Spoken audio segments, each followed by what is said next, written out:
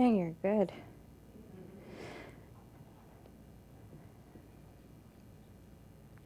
I didn't know that was going to happen again. So Tina, I shared with her this song, and I didn't know she was going to learn how to play it and sing it and everything. I'm sorry for crying. I felt really sick the past 3 weeks, and I haven't been here, and I had headaches and my stomach hurt, and I was so exhausted, and I thought, God, there's something really going on with me, until I was able to go away for a few days and just rest. And I realized that I had, relapsed, not from my sobriety. I have 9 years sober as of August 12th, but I was spiritually depleted because I just let it go for a minute, not for a minute, obviously. And, we have to practice, and when we're not practicing, practice doesn't make perfect. Practice is, you do it till you die, because you have to if you want to live, really live. And what I realized when I was able to go with my husband to a Solomar, and I don't know if you've been to a Solomar, it was 2 days before the conference, and I was like, I have to go with you. Like this cosmic, the 2x4, it was more like Muhammad Ali punching at me spiritually, saying, go. And I said, I can't go. I'm supposed to speak on Sunday. I have this to-do list a mile long. And I said, go. And I went, and I listened to that spirit, and I laid in bed for 4 days, and I heard this song. And I was walking and meditating at a Solomar where it is very sacred space. It's very mystical and special, especially to those of us in this philosophy, because it's where Dr. Ernest Holmes and people would come and retreat for a week. And, there's I don't know if you've heard about the 3 faces of God, but God is all there is, right? But there's 3 faces of God when we say it's in, through, and all around us. So there is God within us, there is God that is moving through us, and there's God that's all around us. And sometimes when we're completely in a drought, a spiritual drought of the God within us, of feeling it and connecting with it, sometimes we have to commune with it and talk to it and say I'm not okay, can you help? Be Spirit be with me, or whatever. And for me, it was that song, and it was Spirit was just saying, look up, child. It's okay. Take care of yourself first, we put the oxygen mask on ourselves first, right? And I would tell anyone, to take self-care, to be self-centered, because if we're not arrogant, but self-centered, so that we can be a center of healing and love and compassion for others.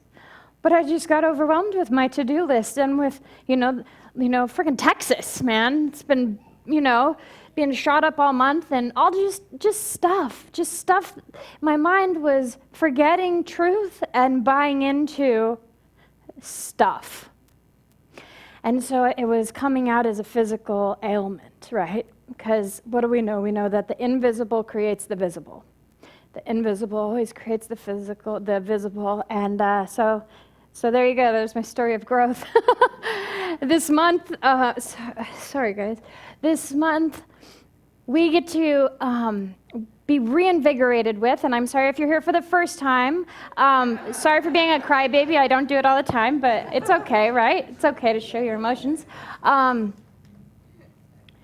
So there's the Science of Mind philosophy, and the Science of Mind philosophy is an outgrowth of the spiritual faiths and teachings and practices of forever. And Dr. Ernest Holmes is a philosopher who developed or created or synthesized all of those great spiritual faiths into one practical philosophy, and we call that the Science of Mind philosophy.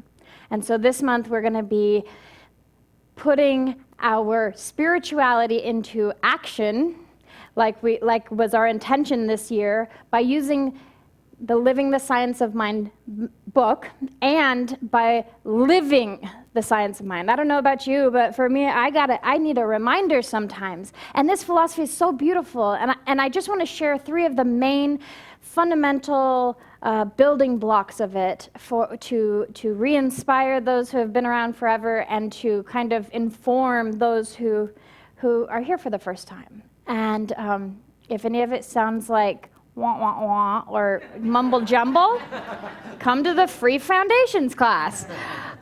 So the first basic idea of the science of mind philosophy is that we live in a spiritual universe. That we live in a spiritual universe. Now that can be very hard to embody or comprehend sometimes, but it is truth. We live in a spiritual universe. The second main idea is that there is one mind.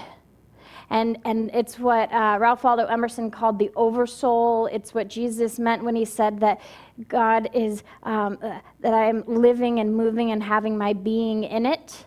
There is this one consciousness in which we all reside, that we all think through, that is carrying all that has ever been and all that ever will be, and it is collectively together. And we get to make practical use of it through our life, through our actions, through our thoughts, through our intentions. So we live in a spiritual universe. There is one mind, one consciousness in which we all are in together. And the third basic fundamental idea is that this life is an outpicturing of good. Call it what you'd like. It is not the opposite of bad. It is not a judgment against something, this word good. In this sense, it is the great good. It is the good that's pushing us forward. It is the good that we naturally see occur in nature, and it's the good that we naturally see progress in us when we grow and evolve as we do here. So these are the 3 basic principles. We live in a spiritual universe. We live within the divine intelligence, and that anything that is opposed to the good is a false idea and can and should be transformed through right thinking. But that can be hard. So this is great advice, right? So you have a friend, and how many of you here are good at giving advice? Yeah? How many of you here are good at taking your own advice? Am I the only one? Okay. Okay, we got Tony. It's hard. We relapse. That's what I'm calling it because that's what it feels like to me. It feels like, whoa, my life became unmanageable, and I need to remember that there is a power greater than I am here and all around me. And if for whatever reason my ego wants to try and pretend that that's not true or that we aren't really living in a spiritual universe, then I just got to practice. I got to try to prove it wrong, right? If you don't believe it, try it. Try waking up in the morning and having the first thought you have be, oh, what the hell, I have to go through life another day of work, another day with this person laying by me. I guarantee you that your life is going to say, yep, you're right. This person was a jerk to me at the grocery store. Oh yeah, that person was a whatever on the freeway, blah, blah, blah.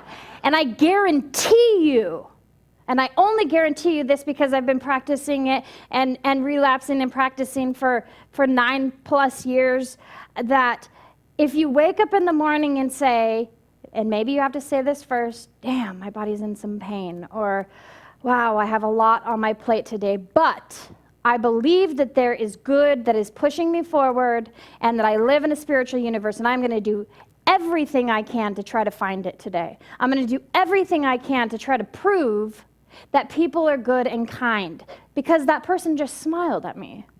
Because that person just let me in when I thought it was going to take me 5 minutes to get in the lane.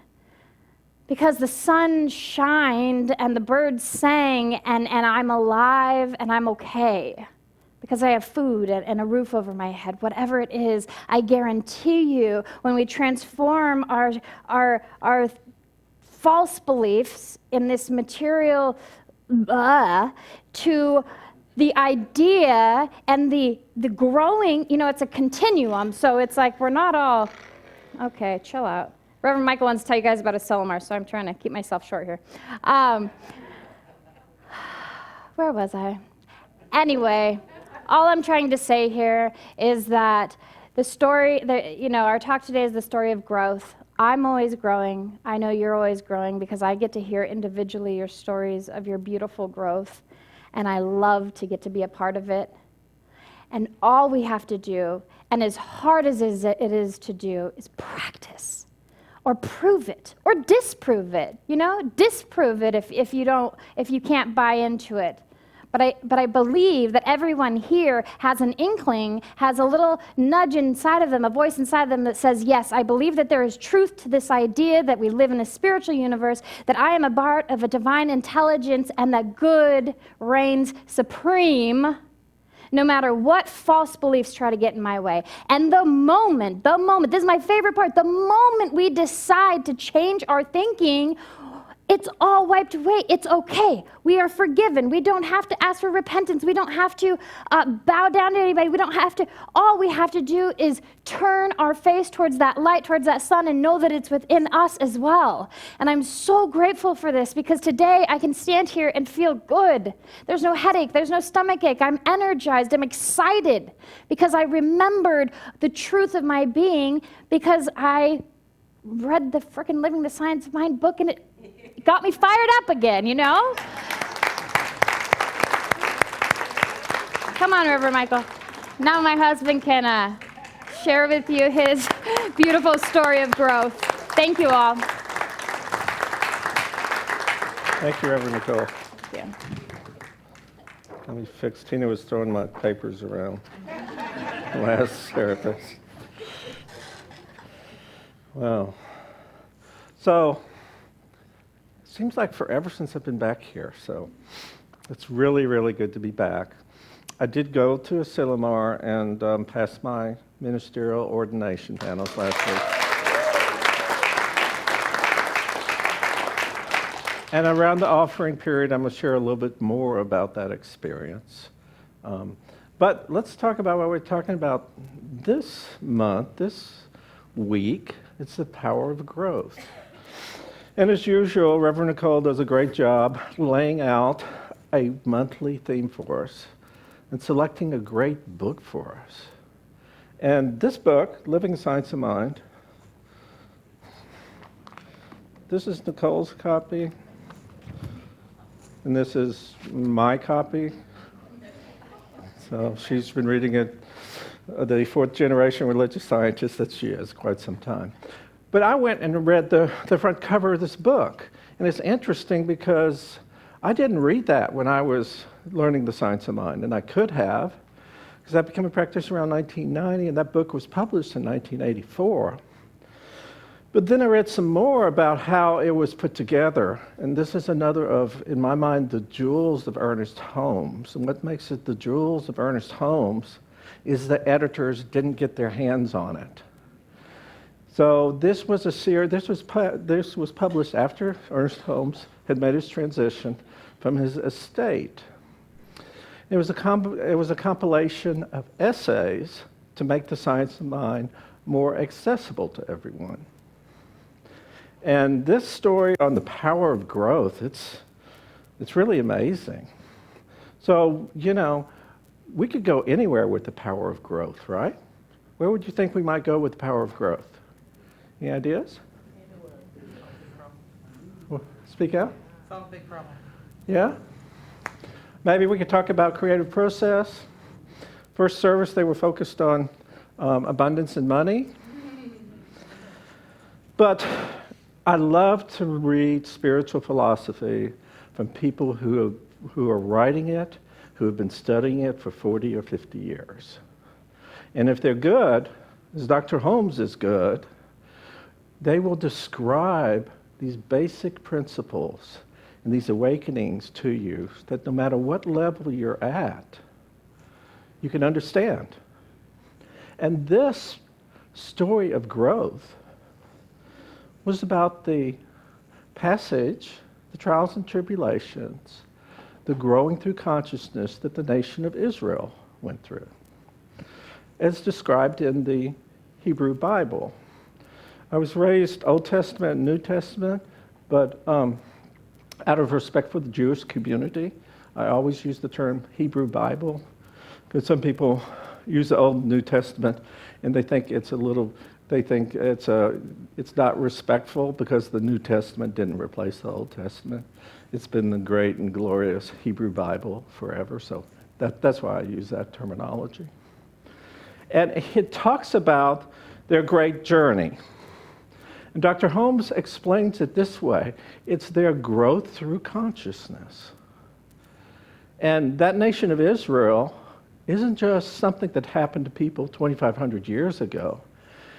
We each have a nation of consciousness inside of ourselves. And he said that it was put together, it was laid out with some basic principles that we all know. Because deep embedded in that consciousness was the knowing that the power and the presence of the divine, the love, the wisdom, the providence of the divine was in each of us from the very beginning. And all the great Jewish prophets, and Ernest Holmes says, there's no better prophets that have been ever come except for these prophets. They're the best that he said I've ever known. They always had to believe that this viewpoint, this divinity, this empowerment of the individual would win out. But yet the stage was set with some complications. And the complications came from the free will part of it. So Dr. Holmes says that they were there, they had the essence of the divine wisdom inside of them. However, there was something very useful called the creative process of the law of cause and effect. And so this is this wonderful aspect of God that lets us understand where things come from. And all it is, it's a way for our consciousness to become our reality. So if they choose from going within to the divine providence, you'll get things that look like harmony, joy, abundance in your life. However, if you choose something outside, if you choose to look and think the world is anything but there for your highest good, to think that there is anything that is guiding you besides your divine providence, but besides that beautiful divinity, that love, that joy that is inside you, you get interesting things happening to you. You get these things happening to you. Instead of a joy, it's a challenge.